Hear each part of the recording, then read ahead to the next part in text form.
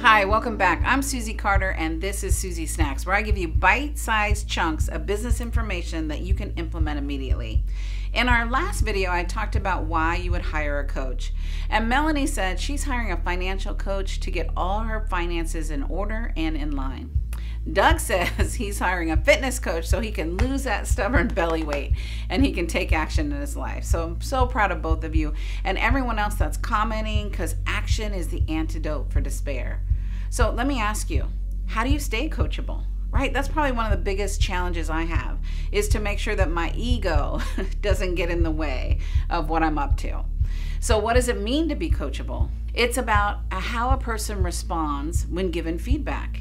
And any feedback, positive or not so positive. Input is a valuable tool in your personal development and your business development. It's also, are you willing to take action based on that feedback?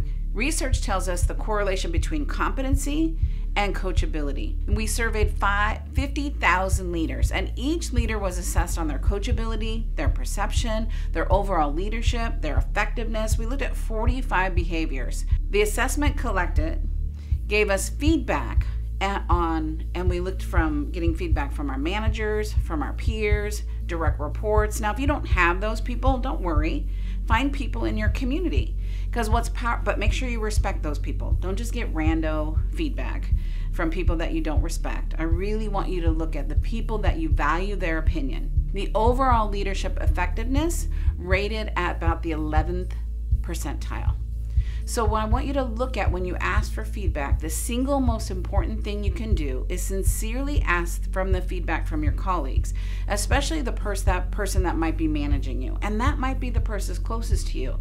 I worked for years with my husband, and so that was a big challenge for us, because he was my boss, which nobody's the boss of me. I don't know if anybody's the boss of you, but he was not the boss of me. But the reality, he kind of was the boss of me based on our business agreement. And that was humbling, right? To go, oh, I've got to actually listen to this feedback. And now if you know me, Lisa's my boss, and I've got to ask feedback from her. So I have to be humble enough and put my ego aside to be able to hear the suggestions. How can I be more effective in my communication and in my leadership? This is an important step to open the door to feedback. Make sure you're asking people whose opinions mean something to you and you respect.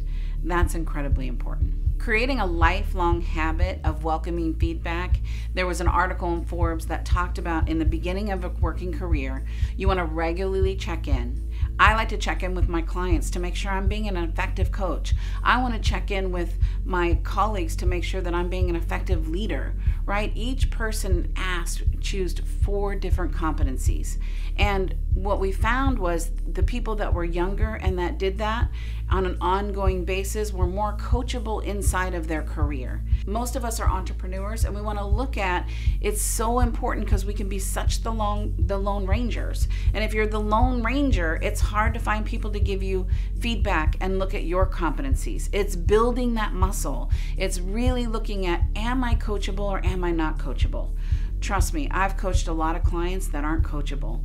And I want you to keep in mind that looking at your competencies and looking at what demonstrates you as a leader and as a business person will give you far more effectiveness inside of what you're up to and what you're doing, right? It's challenging to find the right coach and the right relationship, right? Carefully choose someone, first of all, that you can't manipulate, right? And that you can't snow. Like, I'm a smart rat. So if I've had coaches in the past that I've been able to manipulate and they weren't able to call me on my stuff, right? I always look at, does this person make my belly hurt a little bit in a good way? Might give you butterflies. I say hurt, right? That they scare you a little bit because they're up to a big game.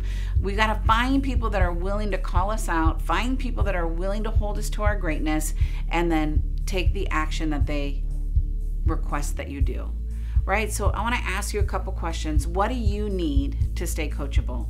And what areas do you need to be coached in? Think about that, respond to that, and let me know. I'm Susie Carter, and I can't wait to hear from you.